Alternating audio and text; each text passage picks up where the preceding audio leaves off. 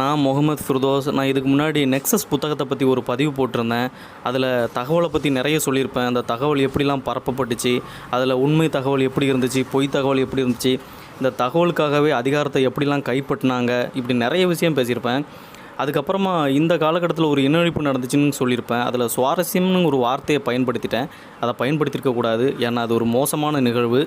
அந்த விஷயத்தை பற்றி தான் இந்த காணொலியில் நம்ம பார்க்க போகிறோம். பொதுவாகவே நம்ம வாழ்ந்துட்டுருக்க காலகட்டம் என்றைக்கு இல்லாத மாதிரி தகவல் புரட்சி நிரம்பிய ஒரு காலகட்டம். ஏன்னா இன்றைக்கி நம்ம கையில் இணையம் இருக்குது. அது மூலமாக நம்ம ஏகப்பட்ட தகவல்களை பார்க்குறோம். இந்த இணையத்து மூலமாக நமக்கு ஒரு சில சாதகங்கள் இருந்தாலும் இதில் மிகப்பெரிய பாதகங்கள் தான் இருக்குது. எண்ணற்ற நாடுகளில் வெறுப்பை பரப்புவதிலையும் சமூக இணக்கத்தை பலவீனப்படுத்துவதிலையும் இந்த சமூக ஊடகம் பயங்கரமாக செயல்பட்டு இருக்குது. இதுக்கு உதாரணம் நம்ம முகநூலே எடுத்துக்கலாம்.